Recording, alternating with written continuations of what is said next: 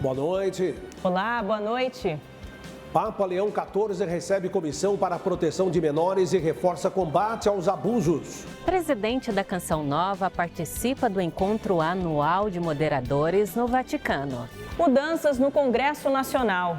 Por decisão da Justiça, 7 deputados federais vão perder os mandatos. Mais cotas e inclusão. Concursos públicos federais terão 30% de vagas reservadas. Jovem desenvolve teclado ergonômico que combate a tendinite. Fiéis se preparam para a festa do Pai das Misericórdias com o início da novena a partir de amanhã. Santuário em Sorocaba recebe a maior imagem do mundo de Santa Filomena. O Canção Nova Notícias está começando. Informação que forma, fé que sustenta, esperança que renova.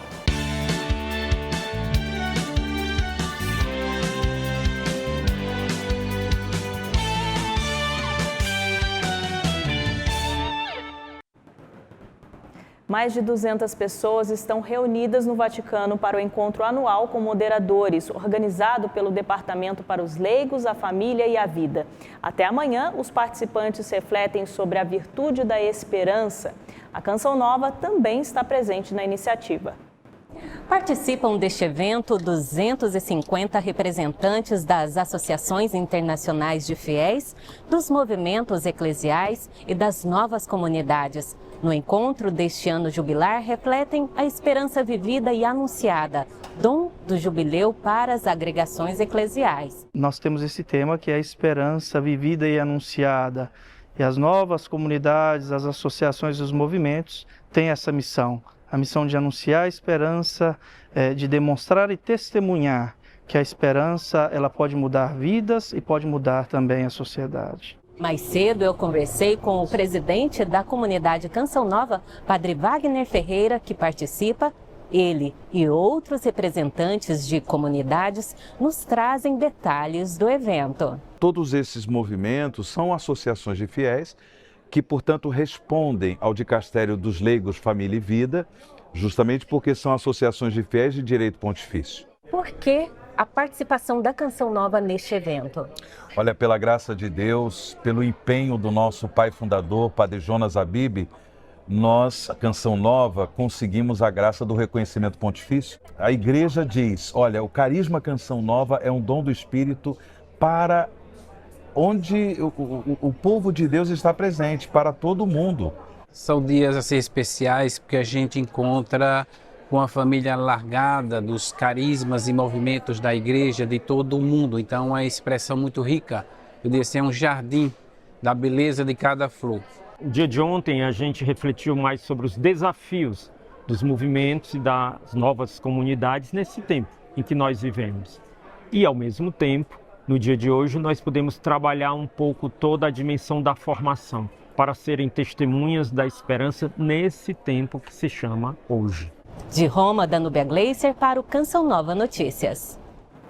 Um gesto simbólico marcou a manhã desta quinta-feira no Vaticano. O Papa Leão XIV se encontrou pela primeira vez com membros da Comissão para a Proteção de Menores. Na oportunidade, foram apresentados os resultados das ações mais recentes e os passos esperados para avançar no combate aos abusos na igreja. O encontro com o Papa durou cerca de 1 hora. Entre os assuntos, a renovação do compromisso de salvaguardar crianças e pessoas vulneráveis. Na audiência, o pontífice ouviu sobre o progresso da iniciativa Memorare, um programa que apoia igrejas no esforço de proteger menores e cuidar de vítimas de abuso. A comissão apresentou o relatório anual de recomendações práticas baseadas nas realidades de cada região. O levantamento inclui um estudo pastoral teológico e coleta de dados sobre as práticas de reparações na Igreja Universal. Dentro disso, um manual com as experiências vividas por vítimas e sobreviventes está em desenvolvimento para orientar as igrejas a responder com justiça e compaixão. As análises e observações sobre 22 países e 2 congregações religiosas identificam tendências e desafios regionais e incluem a avaliação do Departamento para a Evangelização. Durante a audiência, a comissão reafirmou o compromisso com a unidade e a colegialidade de seus membros em ouvir, caminhar com as vítimas e sobreviventes e apoiar toda a comunidade eclesial para proteger o povo de Deus com compaixão. Depois de um longo período de bandeira verde, a tarifa de energia elétrica volta a subir. É isso mesmo, Fernanda. A Agência Nacional de Energia Elétrica anunciou a ativação da bandeira vermelha, o que significa cobrança extra na conta de luz a partir deste mês. Neste salão, o fluxo de trabalho é intenso. Os profissionais consomem muita energia e Camila explica o motivo. Aqui é um espaço compartilhado, então hoje a gente tem 12 empreendedoras e essas empreendedoras são do segmento de autoestima, da beleza, né? E o objetivo aqui do espaço realmente é a gente trabalhar em horários completamente alternativos. Então, a gente trabalha de manhã, de tarde, de noite, final de semana, feriado. A ANEEL recomenda para que os consumidores adotem medidas para a redução de energia elétrica. E neste salão, Camila já realiza isso. As primeiras medidas foi realmente reduzir a conta de energia elétrica através da modernização do sistema de iluminação e as tomadas. E deu uma diferença incrível na conta. Roberto é gestor de uma empresa de energia elétrica. Ele explica o motivo do aumento da conta de luz. Basicamente, a redução das chuvas, que acontecem nos reservatórios, ou seja, com essa redução, as hidrelétricas têm um papel mais secundário, ou seja, não consegue acionar todas as hidrelétricas, tem que acionar uma energia que é mais cara, que são as energias das termoelétricas, e a energia que está sendo consumida é uma energia mais cara. Aparelhos eletrônicos não utilizados devem estar fora da tomada. Lâmpadas acesas devem ser desligadas. E quais outras medidas a população pode ter? Às vezes tem alguma instalação antiga que já pode, pela condição dessa instalação, já está acontecendo um consumo maior.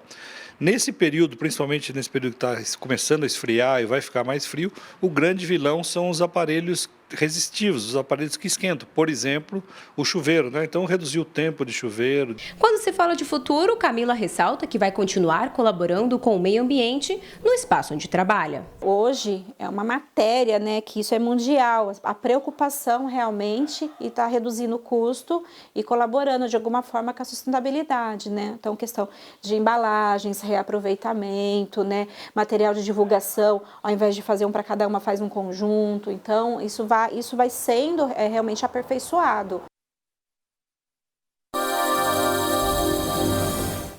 A chuva atinge grande parte da região norte com alerta de temporais no Amazonas, em Roraima e no Amapá. Outra área que permanece chuvosa é a faixa litorânea do Nordeste, entre a Bahia e o Rio Grande do Norte.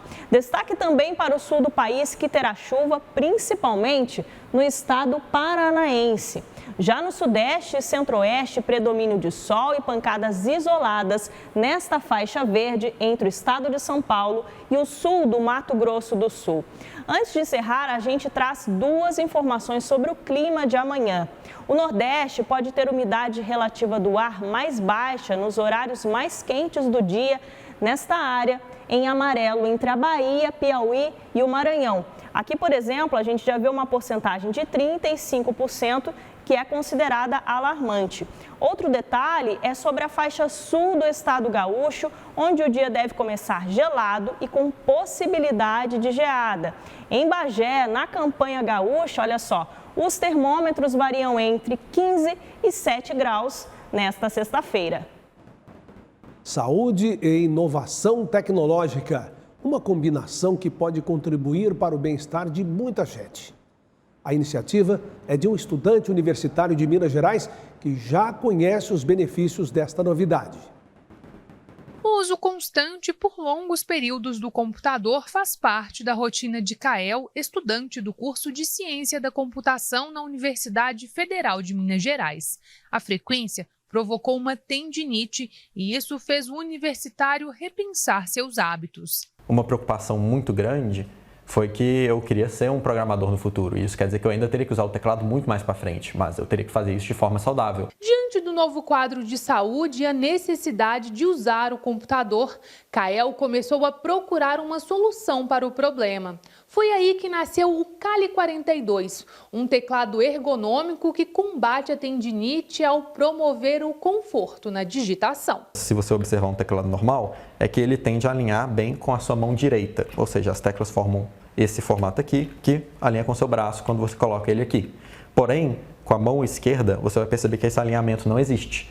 Se você fosse tentar corrigir isso, você acaba fazendo esse movimento com o pulso, que pode causar tendinite em longo prazo e é muito contra as recomendações de vários profissionais da saúde. Já no meu teclado, isso é evitado primeiro porque ele é dividido. Então, você pode alinhar ele exatamente onde sua mão está, para que ele possa evitar esse problema do pulso. Além disso, as teclas, você vai perceber que elas têm uma distância diferente. Isso é para que os dedos acabem descansando exatamente onde estão essas posições centrais. E para fora dessas posições centrais, você sempre anda só uma tecla. Isso faz com que o seu pulso não precise de mexer enquanto você digita bastante. Quando você usa o teclado aqui, você tende a fechar os ombros e colocar as mãos mais juntas. Quando você for usar o meu teclado, você pode colocar as metades bem espaçadas, que automaticamente já coloca os seus ombros na posição correta. Até chegar a esse resultado, foram 4 meses de muita pesquisa e testes. De acordo com o estudante, o teclado tem sido sinônimo de conforto para continuar os estudos de ciência da computação. Benefício que outras pessoas puderam experimentar e aprovar. O meu teclado entra no que nós classificamos como open source. Open source é aquilo que seja ou um código ou um projeto que é aberto para o público, para que eles possam ver como é feito, ver quais foram os passos, contribuir e poder fazer modificações também. Eu já devo ter recebido contato de umas 20 ou mais pessoas. Em geral, elas gostaram bastante do teclado, elas disseram que estão usando bastante. Hoje em dia, os computadores, os telefones e os aplicativos que a gente usa ditam a nossa vida. Você poder ver exatamente como isso funciona e poder contribuir em parte disso é bem interessante. Nesse Dia do Meio Ambiente, a Igreja recorda o apelo do Papa Francisco na encíclica Laudato Si. Cuidar da casa comum é um dever de todos. Ações como reciclar, economizar e proteger a natureza são gestos concretos de fé e de compromisso de todos nós com o planeta. Em meio ao trânsito das cidades, as árvores sobrevivem, seja produzindo oxigênio ou reduzindo a temperatura. Muitos rios ainda contêm águas cristalinas, que podem gerar energia ou abastecer milhares de pessoas. São exemplos de recursos que podem acabar se não cuidarmos da casa comum. A casa comum, gente, somos todos nós, seres humanos, natureza, fauna, flora, tudo. É tudo que ele criou. A gente sempre fala, pensar localmente onde nós estamos para refletir globalmente. O que é esse globalmente? É a nossa casa comum, como o próprio nome já diz, nossa, minha, sua, comum de todos nós. A encíclica Laudato Si, publicada em 2015 pelo Papa Francisco, reforça a necessidade de ações concretas em defesa do meio ambiente, ao unir responsabilidade ecológica e compromisso social. A Pastoral da Ecologia Integral do Regional Sul 2 da CNBB tem essa missão. Então não é apenas a questão ambiental. Ela engloba também a questão social, econômica, eclesial dentro dela, com foco, é claro, sempre no cuidado com a casa comum e também de todos aqueles que habitam nela. Além de ser celebrado o meio ambiente em todo o mundo, no Brasil se comemora o Dia Nacional da Reciclagem. A coleta, separação e destinação de resíduos e embalagens é a forma concreta de contribuir com o cuidado da casa comum e zelar por toda a natureza. Então, tudo que é embalagem pós-consumo, é feito uma coleta seletiva residencial e essas embalagens elas são destinadas para as 29 cooperativas que hoje existem na cidade de São Paulo. Uma simples mudança de atitude de reciclar e destinar de forma correta o seu resíduo vai gerar emprego e renda. Vai dar visibilidade para pessoas que antes estavam invisíveis e excluídas da sociedade. 18 toneladas de materiais chegam todos os dias nessa cooperativa, que conta com 6 unidades na capital paulista. Centenas de cooperados contribuem com a reciclagem daquilo que é lixo para muita gente. Os resíduos se transformam em canecas, copos e outros itens. Aconselha-se a fazer a separação em 2 frações, orgânico, tá, e as embalagens pós-consumo, ou o resíduo seco, que a gente chama. E aí, com certeza, tem coleta seletiva. E se não tiver a coleta seletiva, tem sempre um catador. E esse catador é a sua forma de sobrevivência. A gente precisa entender que os recursos naturais estão se esgotando. É muito importante a gente se atentar às questões ambientais. Com certeza, muito importante, né? O Supremo Tribunal Federal discute responsabilidade nas redes sociais. O colegiado da Suprema Corte analisa em quais situações as plataformas devem derrubar conteúdos considerados criminosos ou ofensivos. A repórter Aline Campelo acompanha o julgamento no STF e tem informações ao vivo. Aline, boa noite para você. Uma ótima noite, Fernanda, e a todos que nos acompanham. O ministro André Mendonça retomou hoje a leitura do voto sobre a responsabilização das redes sociais por conteúdos ilegais. O julgamento foi interrompido em dezembro, quando ele pediu vista do processo. Mendonça defendeu o artigo 19 do Marco Civil da Internet, que responsabiliza as plataformas apenas se descumprirem ordem judicial. Segundo ele, a liberdade de expressão deve prevalecer. A Corte analisa a constitucionalidade deste artigo. O texto busca evitar censura e garantir a remoção de conteúdo, que a remoção do conteúdo só ocorra após decisão judicial. Já votaram Luiz Roberto Barroso, Dias Toffoli e Luiz Fux. Barroso defendeu a remoção de conteúdos graves, como pornografia infantil e terrorismo, após notificação. Nos demais casos, só com decisão judicial. Toffoli e Fux foram além. Querem que as redes retirem postagens ilegais após notificação extrajudicial, incluindo racismo e ataques à democracia. Ainda faltam 7 votos a serem proferidos. Nós seguiremos acompanhando. Volto com vocês no estúdio. Obrigada, Aline, pelas informações. Boa noite, bom descanso para vocês. Uma decisão da Justiça Eleitoral pode mudar a composição da Câmara dos Deputados. O TSE determinou a recontagem de votos em 4 estados e 7 parlamentares devem perder o mandato. A ministra Carmen Lúcia, do TSE, determinou que os tribunais regionais realizem a retotalização dos votos para deputado federal do Amapá, Rondônia, Tocantins e do Distrito Federal. A mudança atende a uma determinação do Supremo Tribunal Federal. Os ministros do Supremo derrubaram a regra de distribuição de sobras de campanhas que limitava a redistribuição dos votos a partidos que tivessem alcançado as cláusulas de barreira. O Código Eleitoral, ele não previa nenhuma restrição para quais os partidos políticos que poderiam participar dessa terceira fase da distribuição dos votos. No entanto, inicialmente, o TSE fixou que nessa fase só poderiam participar os partidos políticos que alcançaram 80% do quociente eleitoral. Termina nesta semana o prazo para que os tribunais regionais eleitorais concluam a recontagem de votos. A medida deve mudar a composição de 7 mandatos parlamentares e mexer nas estratégias políticas em Brasília há pouco mais de um ano das eleições gerais. Logicamente, nós estamos aí às vésperas do ano de 2026, eleições para todo mundo, inclusive para os próprios parlamentares que entram e que saem, onde a questão de ter essa questão do espaço do poder é super importante para suas próprias campanhas e para as campanhas que elas estão defendendo dentro do cenário nacional. Com a nova totalização, 7 deputados federais perderão os mandatos.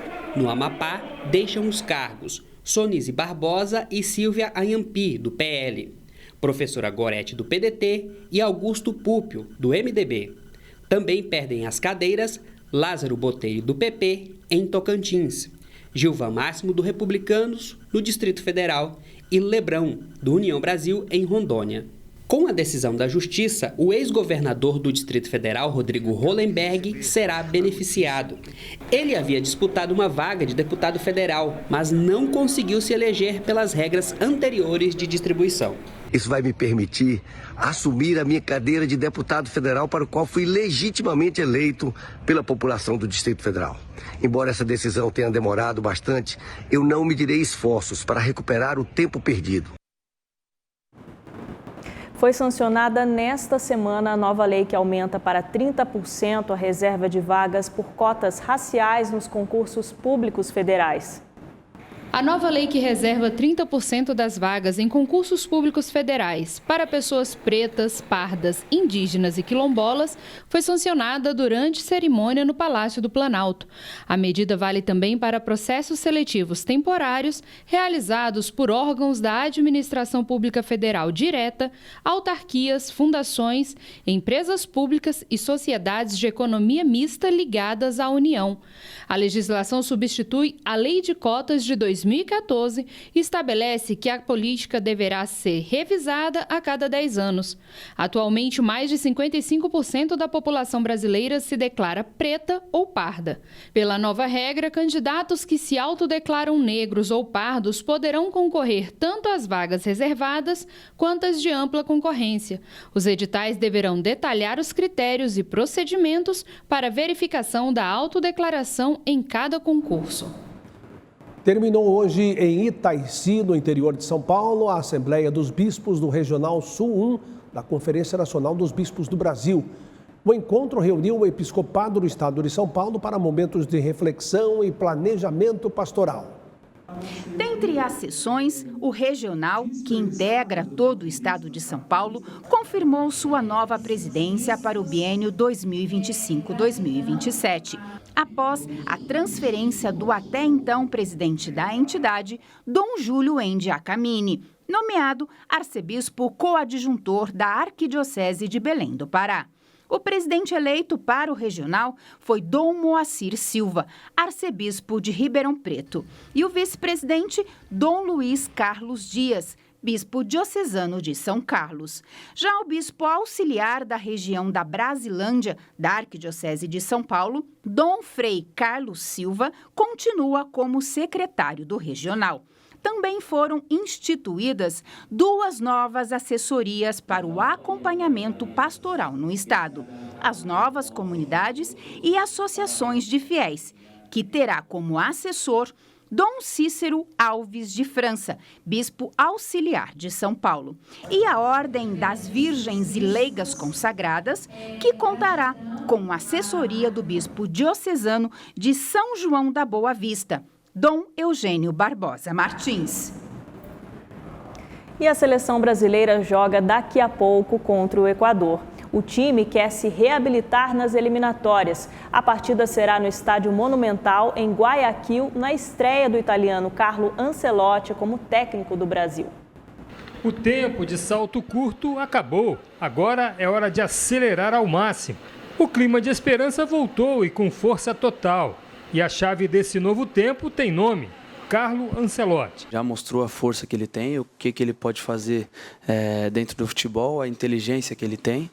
Então acho que foi isso realmente que a seleção foi buscar. O também estreante da seleção e zagueiro do Flamengo gostou do cara. Eu pude conhecer ele ontem, né? E o que eu vi, inclusive ontem dentro do treino, é um cara muito comunicativo, né? E o novo técnico do Brasil revela o diferencial na forma de montar o time.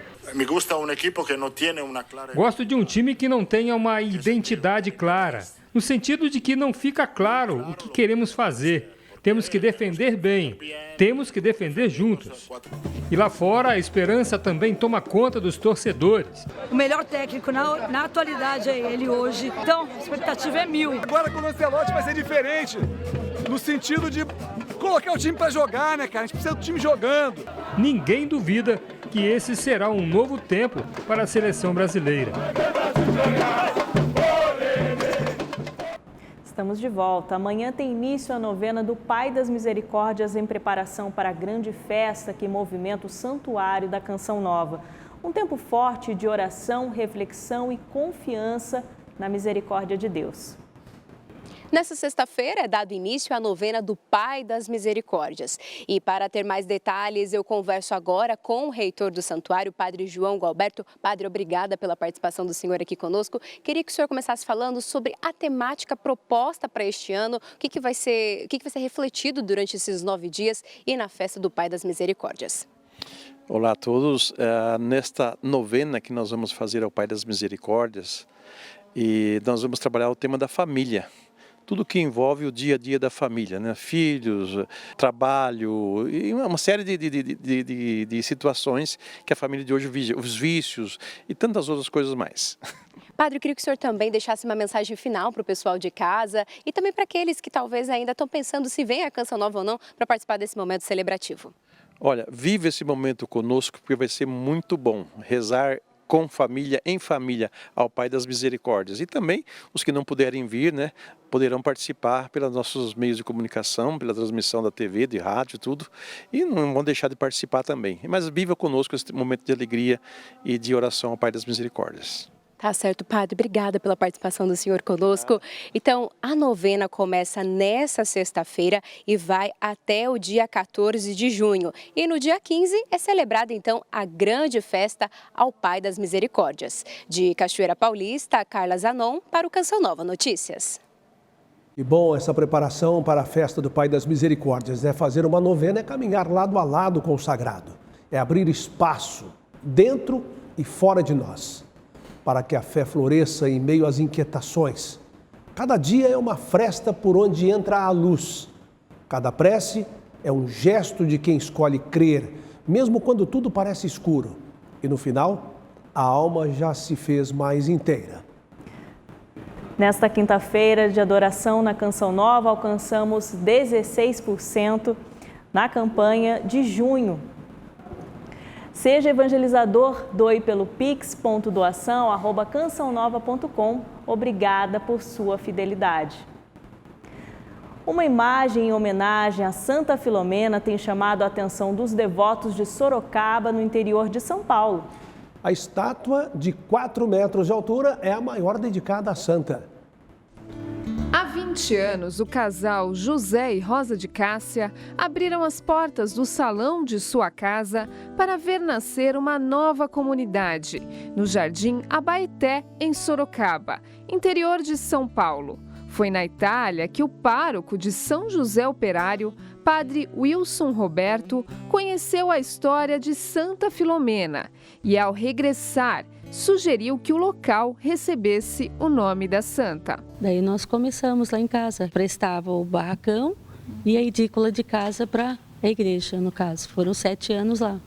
O salão ficou pequeno, muitas pessoas ficavam na calçada, na rua. A gente teve o privilégio de ter 7 anos missa em casa. Filomena viveu no 3º século. Seus pais eram reis na Grécia e se opunham ao imperador romano.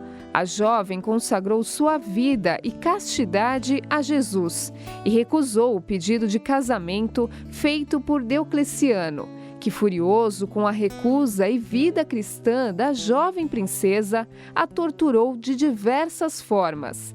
Ela resistiu e o imperador mandou decapitá-la. E desde então ela começa a interceder pelo povo de Deus. Os milagres começam a acontecer em grande número e aí então o povo de Deus, os católicos, vão descobrindo agora no século XIX, sobretudo no século XX, vão descobrindo o poder dessa santa que amou Jesus Cristo mais do que a si mesma. Para difundir a história de Santa Filomena, os membros da comunidade em Sorocaba visitavam várias casas evangelizando. 7 anos depois, o santuário começou a ser erguido. Onde pediu, a gente ia. Ela foi se tornando muito conhecida. Virou esse santuário enorme. Eu não esperava por isso. Fico emocionada. Romeiros, vem muito romeiros. Nós temos romeiros até de Mato Grosso para cá. Cristina lembra que foi neste santuário que rezou para Santa Filomena, quando estava em tratamento de câncer. Eu comecei a fazer a quimioterapia, que era um tumor, assim já grande.